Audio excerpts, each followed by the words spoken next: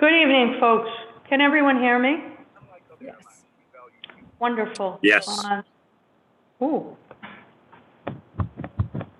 Okay, welcome to the, I'm Councilwoman Joanne Ryan. Welcome to the Committee on Finance regular meeting, Wednesday, May 19th. It is 6:03 p.m. Madam Clerk, would you kindly read the roll? Chairwoman Ryan. Present. Councilman Castillo. Absent. Councilman Anthony. Present. Councilman Taylor. Here. 3 present and 1 absent. We have a quorum. Okay. We have Solicitor McHugh with us this evening. Just would like to recognize your presence. Okay. Madam Clerk, could you kindly swear in the folks that will be testifying this evening? Everybody raise your right hand. Please raise your right hand. You swear the penalty and perjury that the testimony that you're about to give is the truth, the whole truth, and nothing but the truth, so help you God? You I do? do. Do you want to one by one state their name for the record? State the names. Okay, yeah. Just please state your name for the record and the department you are from. John Murphy, I'm Sarah Silveria, Finance Director. Krista Lindberg, Deputy Finance Director. Dante Bellini, Controller. Leah Bamberger, Director of Sustainability.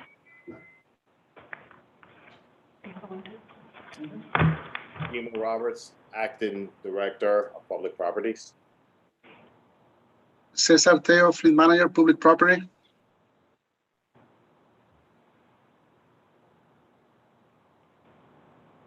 Is that it? Madam Chair, I think they just pulled over the Deputy Director of Collectors. I don't know if she needs to be sworn in. She was. Deputy Director of Collectors, are you with us now? You just got pulled in, I understand. Don't see. Is everybody here that needs to be directors? I'd like Maria in on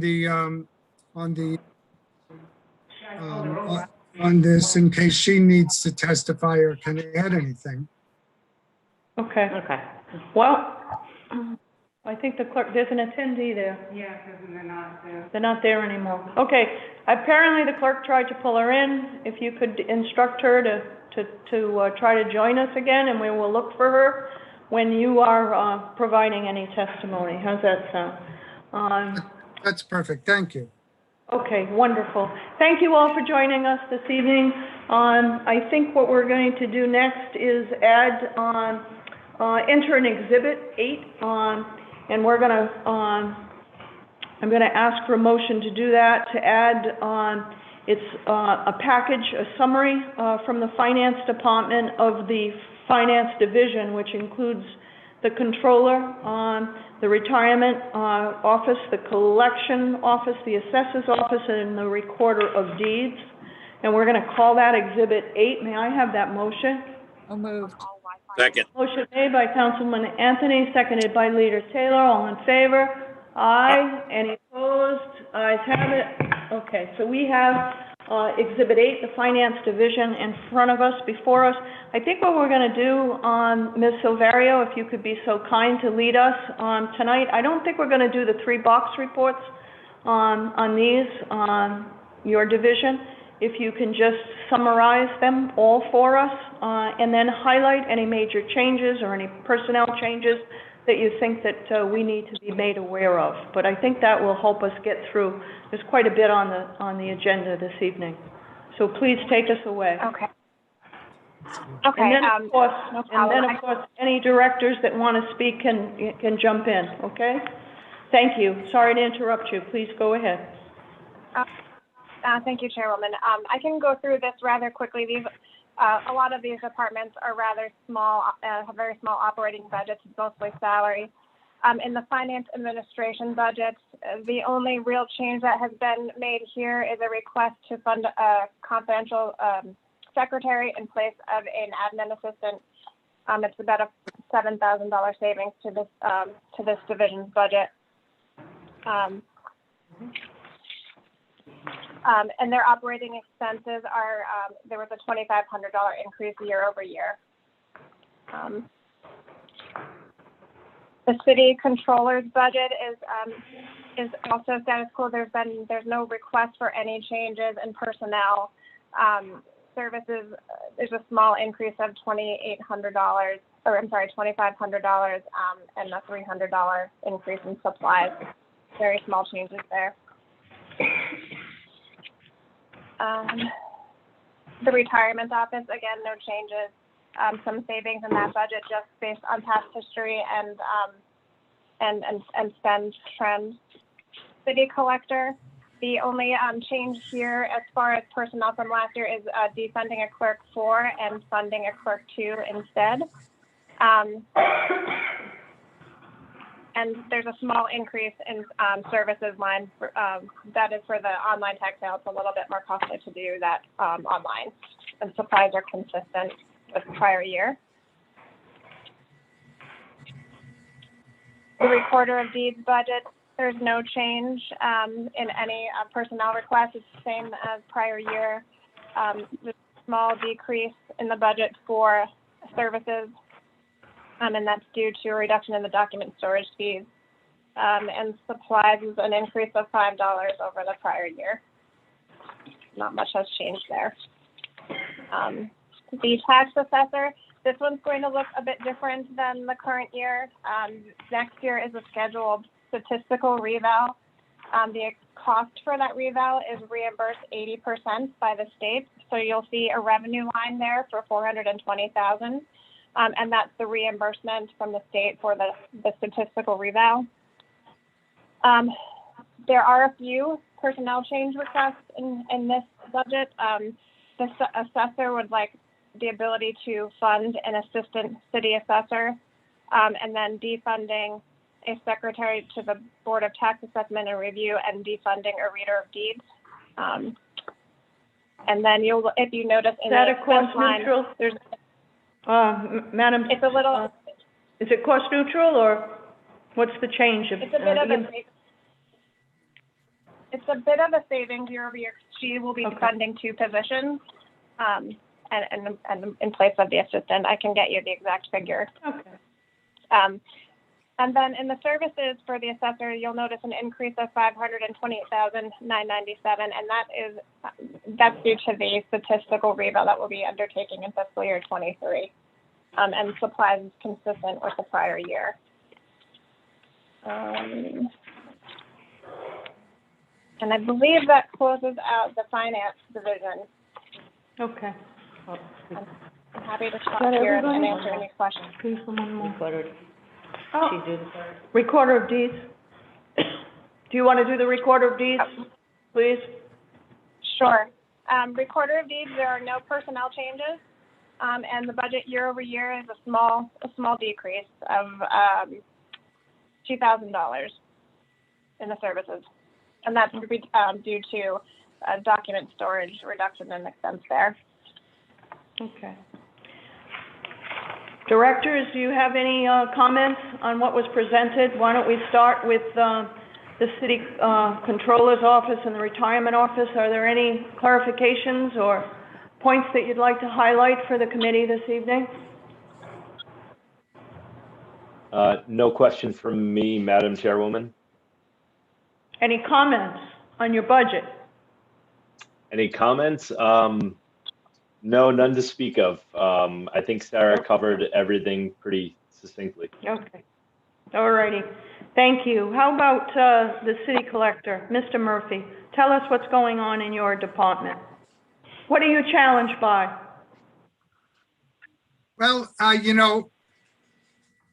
Madam Chairwoman, I thought we would be challenged by COVID, and in many ways our staff has. But the taxpayers have been extremely compliant. We had a surplus this year, and people have been very conscientious is the word, about paying their taxes. And so it was not the way I would expect it to be.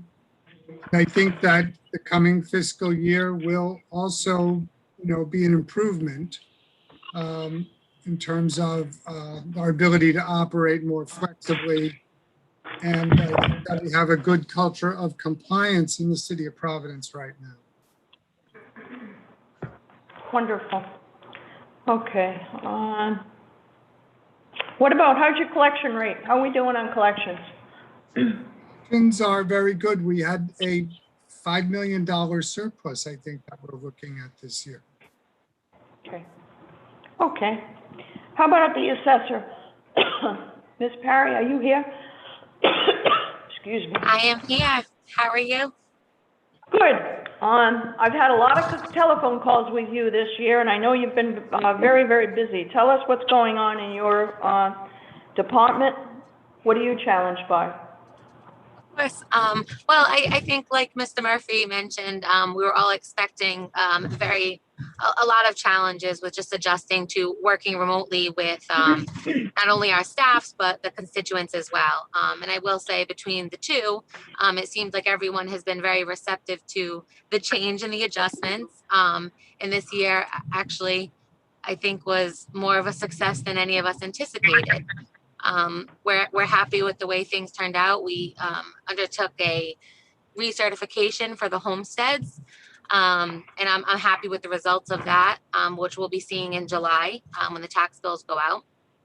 I will say we got a lot of positive feedback from taxpayers with the ease of sharing data back and forth and, being able or having, I guess you could say, avoid having to come downtown and find parking and things. They're like, oh, I can just email it in now. So it was a learning curve, I think, for everyone. But ultimately, the struggle was definitely worth it for us. With our budget this year, there's a couple of personnel changes. We had a retirement in our office, and another person who left she moved out of state. And it really gave us time during all of this to reevaluate our needs personnel wise, and where we had extra positions and where we were actually missing positions. So this is a pretty cost neutral. I think there's a slight savings here. But I think it just puts our office in a better position to continue to serve the taxpayers in a efficient manner. So the homestead certification was a little bumpy in the beginning. I think we can all agree to that. But I know that you hunkered down and you made major inroads. So how are we handling, or what is the plan to manage or deal with taxpayers who have not yet been certified or haven't been able to get through whatever the process is, whether it's a manual process or an electronic process? What's the plan? What measures are in place to deal with this population? So, yes. So although the deadline extension has passed, our office has continued to accept those applications and apply them. I have all intentions of doing that until the day I certify the tax roll. And then once the tax roll is certified, we will issue an abatement as long as someone qualifies for that exemption.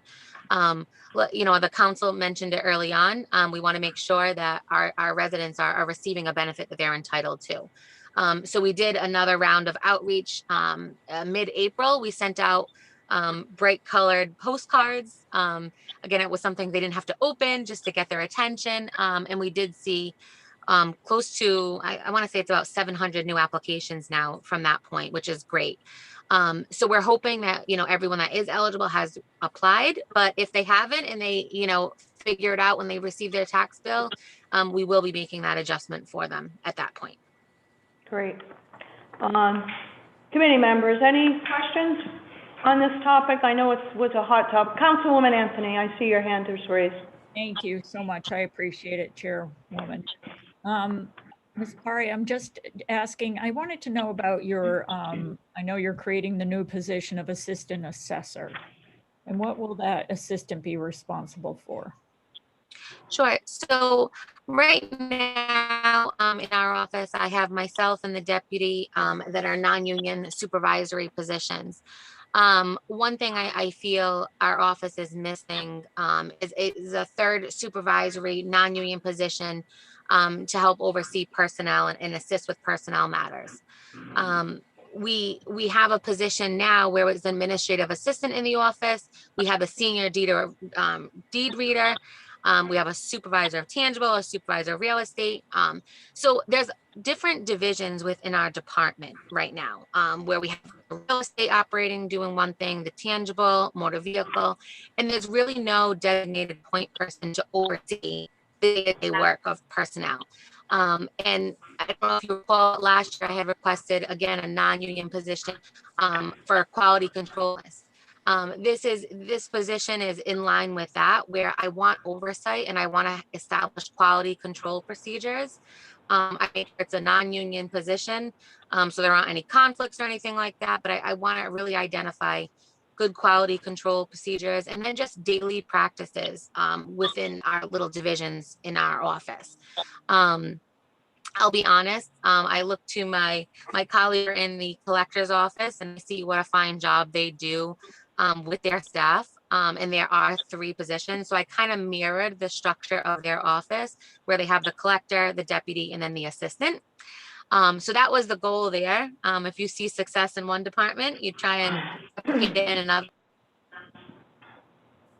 If I may, I did not pay for her to make that remark, but I think that I can put a little bit more onto that, in that a supervisor has to be present all the time. And that has to be the go-to person to resolve any sort of difficulties that arise, especially when a taxpayer is involved. And having 3 people allows somebody to get sick, somebody to go on vacation or go to lunch. But in our office, with very rare exceptions, there is always somebody to provide a definitive answer to a question if it arises. And I think that that is the flexibility that Elise is reaching for here with a 3rd person. Thank you, Mr. Murphy. For the record, that was John Murphy who was speaking. Thanks for that clarification. Elise, do you want to continue? Sorry about that. Thank you, John. No worries. Are you all set, Councilwoman just to Anthony? continue what John was. I'm all set, thank you. Do you want to continue on, Ms. Parry, or are you all set? You good? I'm okay. John covered it. Okay, wonderful. Can you talk a little bit about the statistical reval? Sure. The statistical reval occurs every 3 years. So December 31st, 2021 is our first statistical reval. The last reval was 12/31/18, and that was a full reval. So what do you expect to happen? What happens in a statistical reval? Explain it to us, please, if you could. Sure. So during a statistical reval, we will be looking at all of the sales and development that have occurred. We'll specifically be looking at sales data from 2021. And we're going to establish a new model of valuation for our properties throughout the city. A new model based on your statistical evaluation, correct? Correct? Where is she? Right. It's going to be based on current market values. Okay. I'm having trouble with my throat here. And you have to hire a contractor, you contract services for, or you're not doing that internally, right? That's correct. We are out, we have an RFP out right now and bids are due next week. Okay. All right. Any other questions, committee members? Madam Auditor, do you have any questions? No, Madam Chair, thank you. Okay, let's go to the last department, at the Recorder of Deeds. Mr. Murphy, would you like to share with us what's going on in that department? Sure. We worked very, very well through the pandemic. They we had a divided workforce, but throughout the closure of City Hall, because of the nature of that work, as with collectors, our staff came in and addressed all the issues at hand. And we did very well with that, and we invented things on the fly. We rushed into electronic recording, which made life a lot easier for the public. And now it's bearing fruit for the staff as well. So I think we've done very well. It has very few moving parts. I have one major contract for the software and holding of my microfilm materials and sharing. And that is a new contract for us here that brought us a little bit of savings. We are about to embark on a digitization project for older holdings. The mayor has signed an agreement to the existing contract, and we have put aside money to begin this project, and we will be able to take our very first month of undigitized holdings, index it, digitize it, and put it online and proceed backward in time. And our initial short-term goal is to add 33 more years of holdings so that we have a full 50 years of holdings. 50 is what most title attorneys need when they do a garden variety transfer of property, when they don't have to go back to the Civil War and look for a railroad right of way, but they're just selling the house next door. They can do that at the end of this process. They will be able to do it from home. With our e-filing, they'll be able to record a transfer from their office, and it will make life a lot easier and bring us a century. But it will be a great improvement for our office operations. There is wonderful. They operate very, very well on their own, and whenever they have a problem, they reach out to me. So I give them great kudos. Thank you, Mr. Murphy. That's an exciting project. It's a laborious task, but it's really important. I've done some title searching in my another life when I was younger, much younger. So I appreciate the significance of having those records digitized. Can I ask,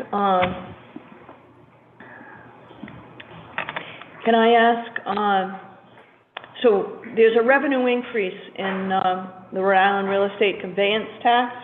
How much does the city pay the state? Like, how does that work? Oh, I left the notes in the office. It's $4.60 per thousand, which the state gets just around 52%, and we get the remainder, 47 and change. It used to be a 50-50 split, but when they raised the conveyance tax by 60 cents, adjusted the sharing percentage so they actually achieve greater revenue from that. Great. Okay, just curious there. Any other questions from committee members, council members? Oh, Councilmember Goncalves has joined us, and I also am remiss in not recognizing that Council President Pro Tem Espinal is with us as well. I apologize. Councilwoman Anthony has her hand up. Thank you so much. I always worry when I go up to the Recorder of Deeds in the City Hall and worry about the condition of their office. And of course, the condition of the records room. So can you remind me what improvements are being made in that particular area? Well, yes, I agree with you. The records room is in terrible shape. And we fortunately don't suffer from the kind of water problems that that the archives has on the other side of the building. But that suggests that the biggest improvement that's coming down the pike is going to be repairs to the physical structure of the building from the outside. And that, as I understand it, also includes a renovation of the space that you call the reading room. Thank you. You all set, Councilwoman? Okay, anyone else? Committee members, council members, questions?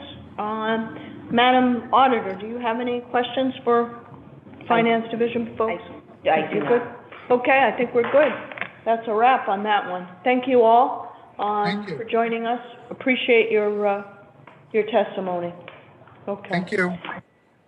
So let's go now to, we're gonna take public property. I'm sorry. Okay, public property and sustainability.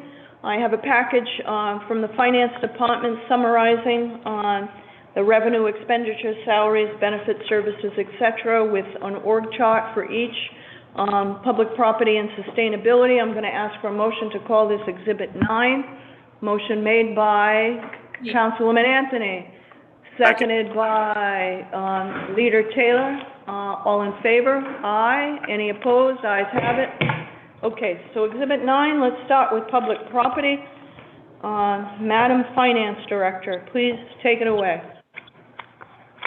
Thank Same you. thing on this one as well. I don't think we need to do the 3-box reports. Just go with a summary, and then we'll ask the directors to provide any input or clarity on what's happening in their areas of responsibility. Thank you. Okay. So quickly, revenues in fiscal 22 are budgeted at $384,155. And this is an increase of $255,155 over the 21 budget. And this increase is primarily due to a prorated amount of an Aramark grant that we received in 2018. It's $1.5 million that we can use over 5 years. So this is 1/5 of that amount. We previously had not budgeted for this. So that accounts for that increase in the revenues that you'll see. Salaries, there are a number of personnel requests in this budget. The funding of a purchasing director has been requested while defunding the associate director of purchasing. They would like to defund the coordinator of public property, as those functions have shifted to the manager of facilities and operations. They would like to add a new capital bond analyst and fiscal agent position at 818. And they would like to fund a maintenance person 1, 3, and 4, which will replace funded labor, so it'd be a switch. And that dollar value of all of these changes is around $135,000. But I will note that there is savings associated with some of these changes with moving from a labor to a maintenance person. The department feels that they'll be able to save some money in their private contractors and repairs lines, as they'll be able to do more things in-house. So services in fiscal year 22 are budgeted at $2.8 million, which is a decrease of $168,187 from the 21 budget. And this savings is due in part to the reorganizational changes in the salary section. Supplies in fiscal 22 are budgeted at $1,521,900. This is a decrease of $36,150, and this was just some minor cuts to some of the different supply line items based on historic spend, what this department has been spending over the years and projected to spend through this year. And I will stop here for questions. Okay. All righty. There's a lot going on with positions in this department. So why don't we ask the director at this point? Does anyone have any questions for the finance director? How about the auditor? I do not. Okay. Why don't we flip over to our public property director for clarification on it, any, what was presented and anything going on in the department. Is he here? Yes, I Oh, am, I see you. Madam Chair. Sorry. Well, thank you for having me. I think the biggest change is going to the maintenance staff. We feel that, just my little time being here, I saw that what the park department's doing, and I think we may have the ability to elevate our staff to take on more work. I think we can have some cost savings there. The exact dollar amounts, I'm not really sure, but I think by taking on some work in-house, instead of using outside vendors and paying out, this would really help us to keep things in-house and generate some cost savings. Okay. There's an added capital bond analyst and a fiscal agent. What's going on with that? Yes, ma'am. Talk about those positions, please. Yeah, so the fiscal agent, we need a capital fiscal agent to help with all of the projects that we have going on. The scope of work is very large with everything that we have going on with the capital improvement projects. We feel that this position will really help us organize, generate more accounting and also reporting to stay on top of the capital improvement project. The department fiscal agent has a big scope of work. So I just, we feel that having the two, we have enough scope of work there to support the two positions. Okay. Why are we bringing this person on at a step 3? Well, I mean, I'm not really sure exactly what took place in previous years, but again, the scope of work that we need to cover is really large. With schools, we have a lot of major projects. We just passed a $160 million bond that this person has to track. Also, we have other capital improvement projects that also needs to be tracked. From my understanding, previous years, we were in the state of planning and borrowing. Now is really time to execute. So there's a lot of accounting to be done here, and this person is really going to help us. Okay. Haven't answered the step 3. Has this person been identified? Have we brought on this person yet? This person is not identified. I believe the job has been posted, but okay. We do not have a person in place yet. Okay. You're defunding the coordinator of public property? Yes, ma'am. And you're doing that why? That position could be taken care of by the manager of facilities and operations. Okay. So you don't need that position anymore? No, ma'am. How about the deputy director is funded at step 4? What's going on there? Could you repeat the question? I'm sorry. The deputy director position is funded at a step 4. Why is it? You know what, ma'am? I'm really not positive why that is. That was put together before I got on board. Okay, understandable. Just, I guess the point that I'm making is that these positions, I recognize that, you need these positions. I'm just wondering why you're going so deep or so high in the steps if we can't fill those new jobs at the lower range. And that gives you room to elevate them and develop them and give them increases over the years of service as opposed to bringing them in at the mid-range or at the higher ranges, that's all. So please look at that again and perhaps you can work with our auditor on that as well.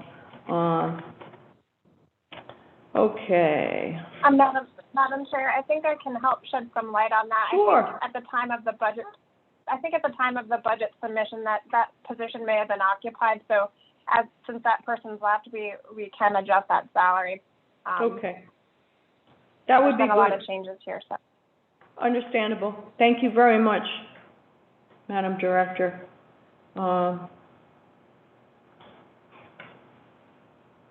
Okay, so last fiscal year, there were 15 allowed, and funded laborers. This year, you're proposing only 11.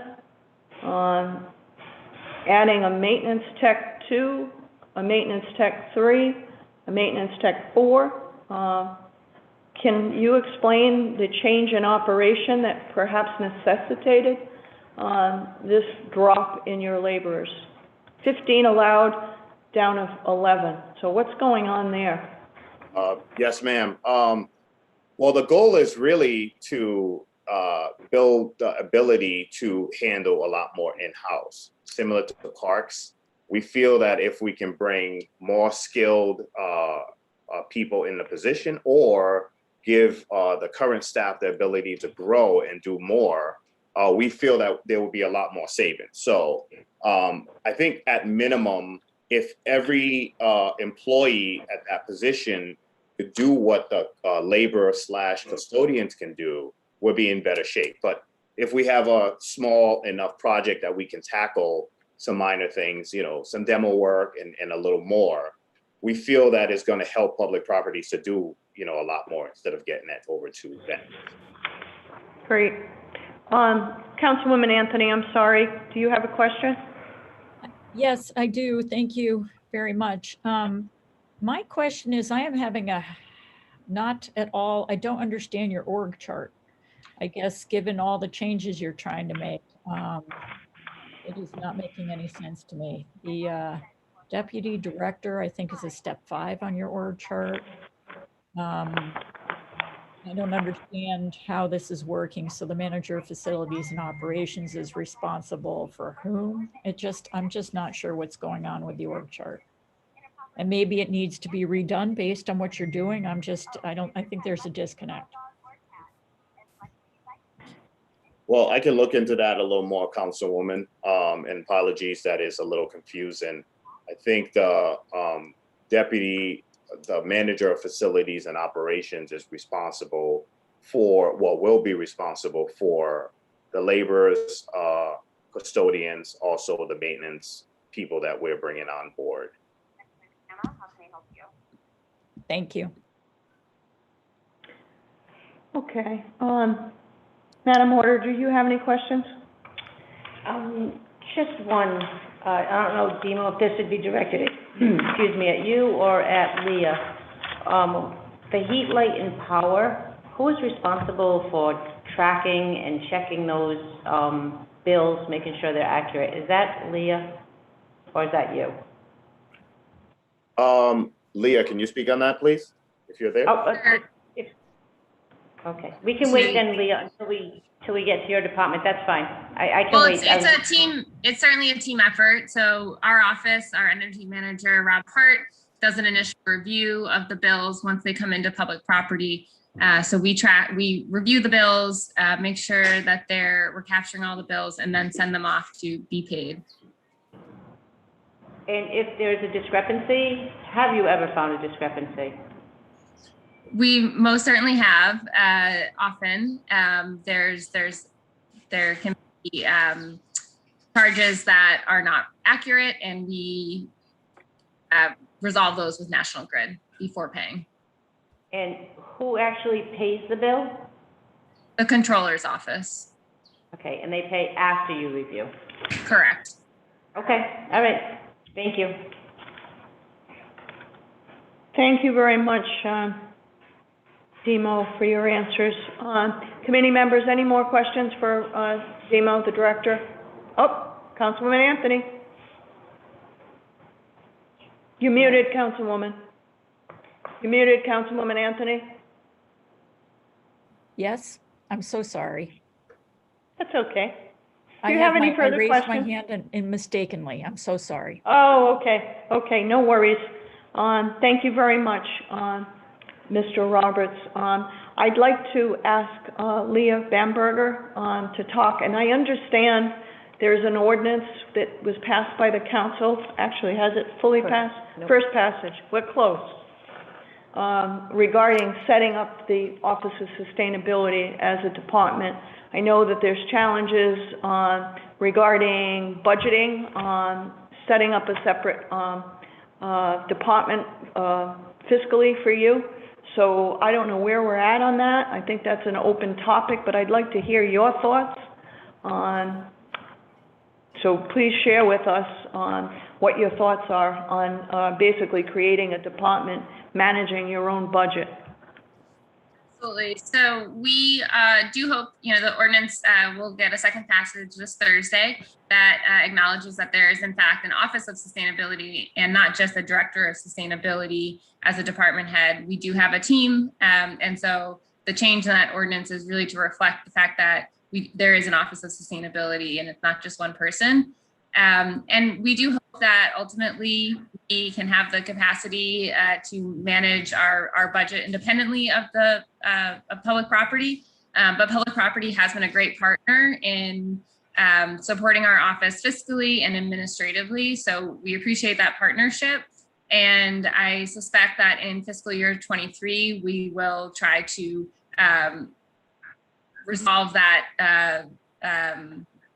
or find a better way to have the office be more independent from public property.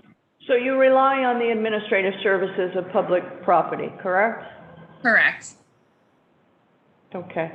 And the manager and the director of sustainability are paid through the general fund, but there's, the other positions are grant funded, is that correct? Is it 100% grant funded, those positions? In the past, both the sustainability strategy manager as well as the climate justice policy associate, or I think it's just actually just sustainability policy associate, have been supported by grant funding. In fiscal year 22, the intent is for those to be supported by the general fund entirely.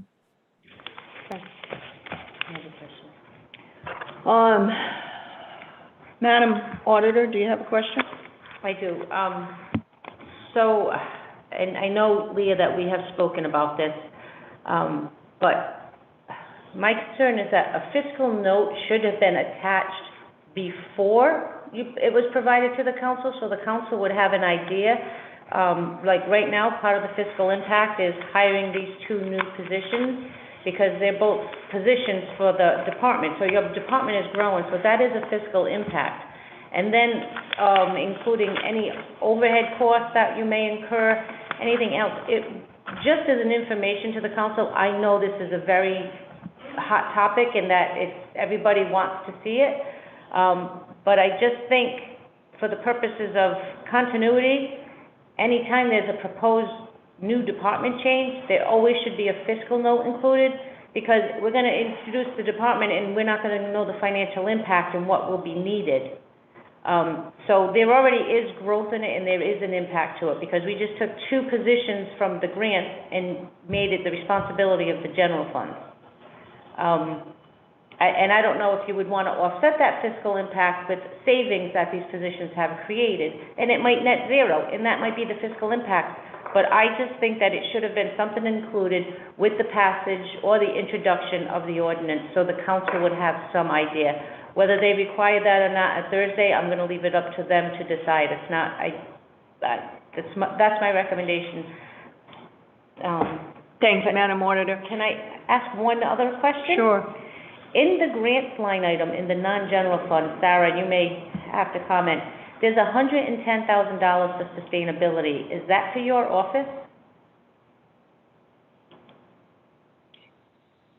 So that is, yeah, so that was a grant that was included in the 21 budget as well. And so it's my understanding that it hasn't been identified yet what that would be used for, but if it needs to move out of that grants line, the grants division in the general fund budget, we can do that for final budget.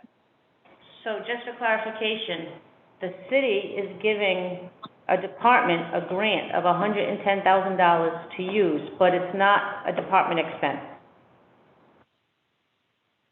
I think there was this feeling that since it was a grant, we would identify it up front that it would be a grant and not an operating expense like private contractors or something like that. But if you feel like it's in the wrong spot, we can move that. I think if the city issues a grant, it shouldn't be to itself. It's either an operational expense or the grant is given to an outside organization, not to I'm ourselves? sorry. I'm so sorry, I misspoke. So it is going to be for an outside agency that sustainability will identify a project to use that money for. It would not be for that office. Can we ask, Leah, thank you very much, Director Silveria. Ms. Bamberger, could you explain that grant a little bit more to us? What is your intention? What are you going to do? I'm sorry, I didn't mean to jump in. Please. Sarah, could you help me just follow along here? What specific grant you're to?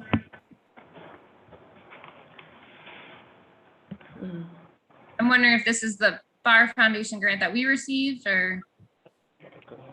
This is 110,000 that was in the grants line item in 21. It's been carried forward to 22.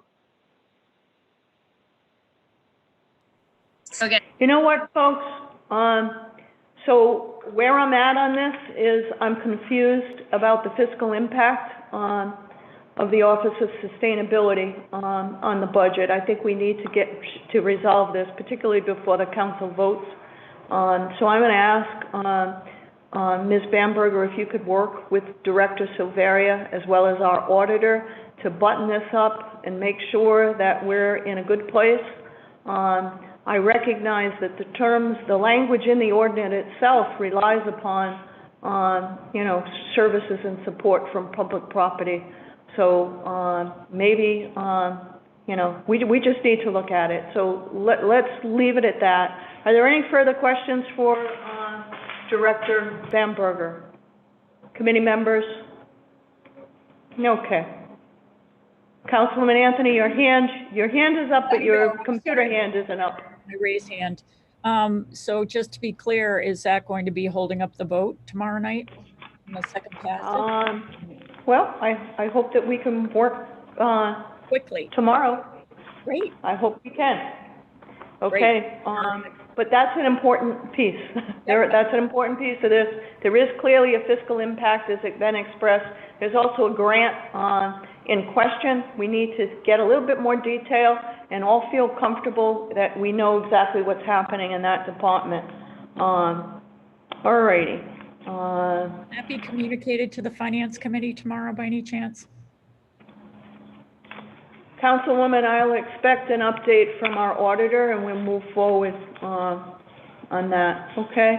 Thank you. As best we can. The Office of Sustainability is a very important office. I know because I've worked very closely with Director Bamberger. She does a fabulous job. It's a critically important work to be done. And I'm sure we can figure out how to wrap up this little fiscal concern that has been presented tonight. I have every confidence that we'll figure it out. And I know that Councilwoman Anthony is a big supporter and proponent. I believe that was your ordinance that you sponsored. So I hear your sensitivity, and we're going to work through it, I'm sure. Anything further? That's it, right? Okay, folks, I think that's a wrap. Boy, are we doing well. It's 6:51. I'd like to entertain, may I have a motion, please, to continue the budget items listed on our agenda this evening, items 1 through 4. May I have a motion to continue those items? So moved. Motion made by Councilwoman Anthony, seconded by? Seconded by Councilman Taylor. All in favor? Aye. Any opposed? Ayes have it. Motion passes. May I have a motion to adjourn?